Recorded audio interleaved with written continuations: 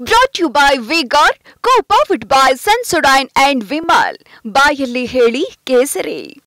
Associate sponsor Ultratech Cement. Revanna ಬಂಧನದ ಸುಳಿವು ನೀಡಿದ ಸಚಿವ ಕೃಷ್ಣ ಬೈರೇಗೌಡ. ರೇವಣ್ಣ ಸಂಜೆ 5:30 ಒಳಗಡೆ ತನಿಖೆಗೆ ಹಾಜರಾಗಬೇಕು.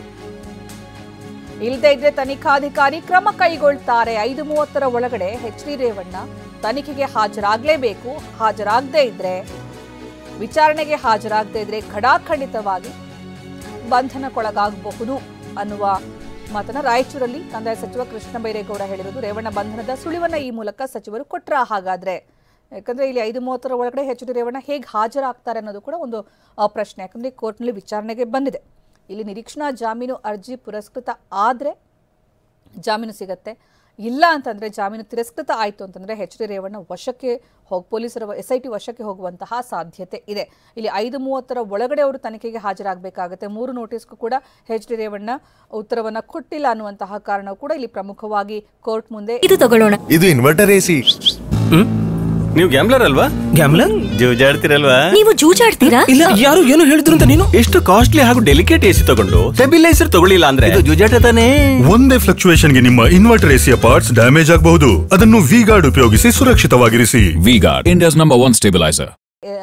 SIT ಆಕ್ಷೇಪಣೆ ವ್ಯಕ್ತಪಡಿಸುವಂತಹ ಒಂದು ಪಾಯಿಂಟ್, ಲಿಖಿತ ಆಕ್ಷೇಪಣೆಯನ್ನು SIT SPP ಸಲ್ಲಿಸಿದ್ದಾರೆ ಅಂತಂದ್ರೆ ಯಾವ್ಯಾವ ಕಾರಣಕ್ಕೆ ನಿರೀಕ್ಷಣಾ ಜಾಮೀನು ಕೊಡಬಾರ್ದು, ಅದರಲ್ಲಿ ಬಹುಶಃ ಸಾಕ್ಷ್ಯ ನಾಶದ ಒಂದು ವಿಚಾರ ಕೂಡ ಬರಬಹುದು, ಅಥವಾ ನೋಟಿಸ್ ನೀಡಿದ್ರು ಕೂಡ ಹಾಜರಾಗಿಲ್ಲ ಅನ್ನುವಂತಹ ವಿಚಾರ ಕೂಡ ಬಂದಿರಬಹುದು, ಪ್ರಭಾವಿ ಅನ್ನುವಂತಹ ವಿಚಾರ ಕೂಡ ಬಂದಿರಬಹುದು. ಯಾವ್ಯಾವ ಕಾರಣಕ್ಕೆ ನಿರೀಕ್ಷಣಾ ಜಾಮೀನು ಕೊಡಬಾರ್ದು ಅನ್ನುವಂತಹ ಆಕ್ಷೇಪಣೆ ಪತ್ರವನ್ನ ಕೋರ್ಟ್ಗೆ SPP ಸಲ್ಲಿಕೆ ಮಾಡಿದ್ದಾರೆ. ಅದಕ್ಕೆ ರೇವಣ್ಣ ಪರ ವಕೀಲರು ಆಕ್ಷೇಪಣೆ ವ್ಯಕ್ತಪಡಿಸಿದ್ದಾರೆ, ಮರು ಆಕ್ಷೇಪಣೆ. ಅದಾದ ನಂತರ ಈಗ ವಾದ ಮಂಡನೆ ಆರಂಭ ಆಗಿದೆ. FIR ಪ್ರತಿಯನ್ನು ಓದ್ತಾ ಇದ್ದಾರೆ ಎಚ್.ಡಿ. ರೇವಣ್ಣ ಪರ ವಕೀಲರು. ಅಷ್ಟೇ ಅಲ್ಲ, ಈ ಪ್ರಕರಣ ಅತ್ಯಾಚಾರ ಪ್ರಕರಣಕ್ಕೆ ಸಾಕ್ಷ್ಯ ವಿಚಾರಣೆಗೆ ಸಂಬಂಧಪಟ್ಟಿದ್ದಲ್ಲ, ಇದು ಕಿಡ್ನಾಪ್ ಪ್ರಕರಣ ಅಂತ ಇದರ ನಿರಾಧಾರವಾದಂತಹ ಆರೋಪ ಇದು ಅನ್ನುವ ರೀತಿಯಲ್ಲಿ ಇಲ್ಲಿ ಎಚ್.ಡಿ. ರೇವಣ್ಣ ಪರ ವಕೀಲರು ವಾದ ಮಂಡನೆ ಮಾಡ್ತಾ ಇದ್ದಾರೆ. ಅದರಲ್ಲಿ ಕೃಷ್ಣ ಬೈರೇಗೌಡರ ಹೇಳಿಕೆ ಒಂದು ಕುತೂಹಲಕ್ಕೆ ಕಾರಣ ಆಗಿದೆ. ರೇವಣ್ಣ ಸಂಜೆ 5:30 ಒಳಗಡೆ ವಿಚಾರಣೆಗೆ ಹಾಜರಾಗಬೇಕು, ಇಲ್ಲದೇ ಇದ್ರೆ ತನಿಖಾಧಿಕಾರಿ ಕ್ರಮ ಕೈಗೊಳ್ತಾರೆ. 5:30 ಒಳಗಡೆ ವಿಚಾರಣೆಗೆ ಹಾಜರಾಗೋದಕ್ಕೆ ಸಾಧ್ಯನಾ ಎಚ್.ಡಿ. ರೇವಣ್ಣ ಅವರಿಗೆ? ಒಂದು ಕಡೆ ಕೋರ್ಟ್ನಲ್ಲಿ ಈಗ ಸ್ವಲ್ಪ ಹೊತ್ತಲ್ಲಿ ಇದರ ಜಾಮೀನು ಅರ್ಜಿ ಭವಿಷ್ಯ ನಿರ್ಧಾರ ಆಗತ್ತೆ. ಅದಾದ ನಂತರ ಎಚ್.ಡಿ. ರೇವಣ್ಣ SIT ಮುಂದೆ ತನಿಖೆಗೆ ಹಾಜರಾಗೋದಕ್ಕೆ ಸಾಧ್ಯ ಆಗತ್ತಾ, ಅಥವಾ ಇಲ್ಲಿ ಬಂಧನಕ್ಕೊಳಗಾಗುವಂತಹ ಸಾಧ್ಯತೆ ಇದೆಯಾ? ಇಲ್ಲಿ ಕಂದಾಯ ಸಚಿವರ ಹೇಳಿಕೆಯನ್ನು ನೋಡ್ತಾ ಇದ್ರೆ 5:30 ಒಳಗಡೆ ಎಚ್.ಡಿ. ರೇವಣ್ಣ ವಿಚಾರಣೆಗೆ ಹಾಜರಾಗಿಲ್ಲ ಅಂತಂದ್ರೆ ಬಹುತೇಕ ವಶಕ್ಕೆ ತೆಗೆದುಕೊಳ್ಳೋದು ಪಕ್ಕ, ಬಂಧನಕ್ಕೊಳಗಾಗುವಂತಹ ಸಾಧ್ಯತೆ ಇದೆ. ಈ ಮೂಲಕ ಒಂದು ರೀತಿಯಲ್ಲಿ ಹಿಂಟು ಕೊಟ್ಟಿರುವ ರೀತಿ ಭಾಸವಾಗ್ತಾ ಇದೆ. ಇನ್ನೊಂದು ಕಡೆ ಸ್ಥಳದಲ್ಲಿ ಸಂತ್ರಸ್ತೆಯರ ಸಮ್ಮುಖದಲ್ಲೇ ಸ್ಥಳ ಮಹಾಜರು ಕಾರ್ಯಕ್ರಮ, ವಿಡಿಯೋ ರೆಕಾರ್ಡಿಂಗ್ ನಾವು ಗಮನಿಸ್ತಾ ಇದ್ವಿ.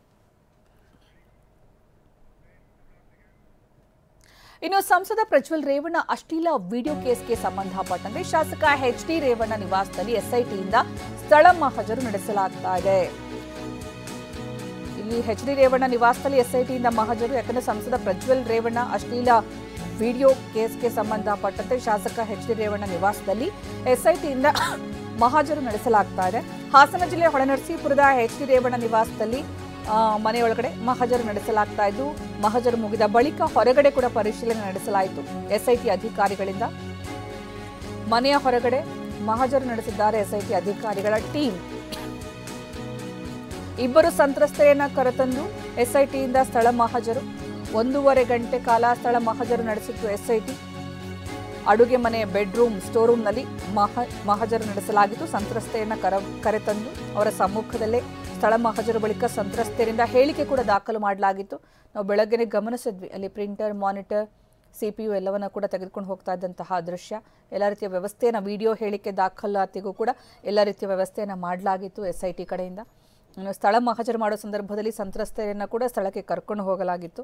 ಅಂದರೆ ಇಲ್ಲಿ ಲೈಂಗಿಕ ಕಿರುಕುಳದ ಆರೋಪ, ಲೈಂಗಿಕ ದೌರ್ಜನ್ಯದ ಆರೋಪವನ್ನು ಸಂತ್ರಸ್ತೆಯರು ಮಾಡಿರುವ ಹಿನ್ನೆಲೆಯಲ್ಲಿ ಪ್ರಜ್ವಲ್ ರೇವಣ್ಣ ಹಾಗೂ ಎಚ್.ಡಿ. ರೇವಣ್ಣ ಇಬ್ಬರ ವಿರುದ್ಧವೂ ಕೂಡ ಈ ಒಂದು ಆರೋಪ ಇರುವ ಹಿನ್ನೆಲೆಯಲ್ಲಿ ಅಶ್ಲೀಲ ವಿಡಿಯೋ ಕೇಸ್ಗೆ ಸಂಬಂಧಪಟ್ಟಂತೆ ಎಲ್ಲೆಲ್ಲಿ ವಿಡಿಯೋ ರೆಕಾರ್ಡ್ ಆಗಿದೆ ಆ ಸ್ಥಳದ ಮಹಾಜರು ಪ್ರಕ್ರಿಯೆ ಇವತ್ತು ನಡೆದಿರೋದು SIT ಕಡೆಯಿಂದ. ಆ ಸಂದರ್ಭ ಸಂತ್ರಸ್ತೆಯರನ್ನ ಅಲ್ಲಿ ಕರ್ಕೊಂಡು ಹೋಗಿ ಸ್ಥಳ ಮಹಾಜರು ಮಾಡಲಾಯಿತು. ಇನ್ನು ಅಲ್ಲಿ ಮನೆಯ ಸುತ್ತಲೂ ಮನೆಯಲ್ಲಿ ಮಹಾಜರು ಬಳಿಕ ಮನೆ ಸುತ್ತಲೂ ಮತ್ತೆ ಮಹಾಜರು ನಡೆಸಲಾಯಿತು. ಎಚ್.ಡಿ. ರೇವಣ್ಣ ನಿವಾಸದ ಸುತ್ತಲೂ ಕೂಡ SIT ಇಂದ ಶೋಧ, ಮನೆಯ ಒಳಗಡೆ ಸಂತ್ರಸ್ತೆಯರ ಸ್ಥಳ ಮಹಜರು ಈಗ ಮುಕ್ತಾಯ ಆಗಿದೆ ಅನ್ನುವಂತಹ ಮಾಹಿತಿ ಸಿಗ್ತಾ ಇದೆ.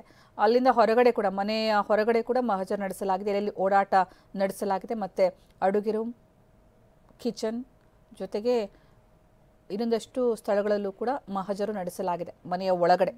Brought to you by V-Guard, co-powered by Sensodyne and Vimal. ಬಾಯಲ್ಲಿ ಹೇಳಿ ಕೇಸರಿ. Associate sponsor Ultratech Cement.